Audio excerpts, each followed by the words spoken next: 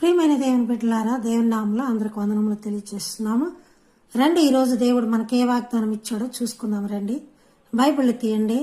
మత్తయి శుభవార్త 9వ అధ్యాయము 22వ వచనం చూసుకుంటున్నప్పుడు, మరి యేసు వెనుకకు తిరిగి ఆమెను చూచి, కుమారి ధైర్యముగా ఉండుము, నీ విశ్వాసం నిన్ను స్వస్థపరిచెను, నీ విశ్వాసం నిన్ను బాగుపరిచినని చెప్పగా ఆ గడియ నుండి ఆ స్త్రీ బాగుపడెను. ఎవరు ప్రియులారా ఈ కుమారి?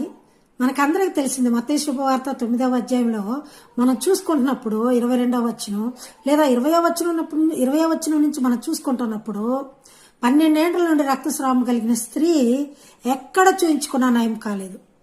మరి ప్రభువారు అక్కడికి వచ్చారని తెలిసి ఒక అధికారి తన కుమార్తె చనిపోయినదయ్యా, మీరు వచ్చి బాగు చేయమని అడుగుతున్నప్పుడు ఈమె కూడా ఆ జనములలో వచ్చి ప్రభు వస్త్రం మాత్రం ముట్టుకున్నా నాకు స్వస్థత కలుగుతుంది.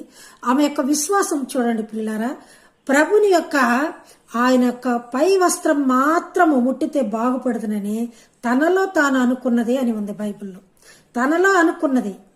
చూసారా, ప్రభు పైన ఎంత నమ్మకం ఉంది ఆమెకి. చాలా మంది ప్రార్థిస్తుంటారు, కానీ మాకేమి జరుగుతుందా లేదా, అసలు జరుగుతుందా లేదా, ప్రభువుని అడిగాం కదా జరుగుతుందా లేదా. కానీ ఈ రక్తస్రావం కలిగిన స్త్రీ 12 ఏళ్ల నుంచి ఆమె తనలో తాను వస్త్రము చెంగు ముట్టినా చాలు నేను స్వస్థత కలుగుతుంది, నా రోగము నయమవుతుందని విశ్వాసముతో, బలమైన విశ్వాసం, చిన్న విశ్వాసం కూడా కాదు, వెనుక నుంచి ఆయన వస్త్రం తాకినది. ముందు నుంచి వచ్చే ధైర్యం లేదు ఆమెకి.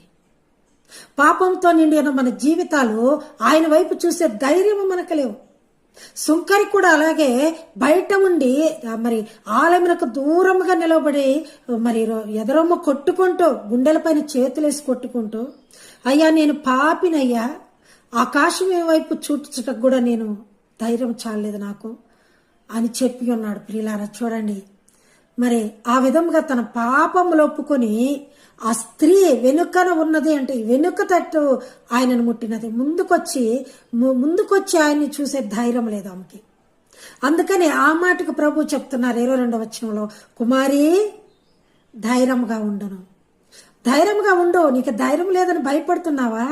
ధైర్యంగా ఉండు, పర్వాలేదు, నీ విశ్వాసమే నిన్ను బాగుపరిచినని చెప్పగా ఆ గడియ నుండి ఆ స్త్రీ బాగుపడెను.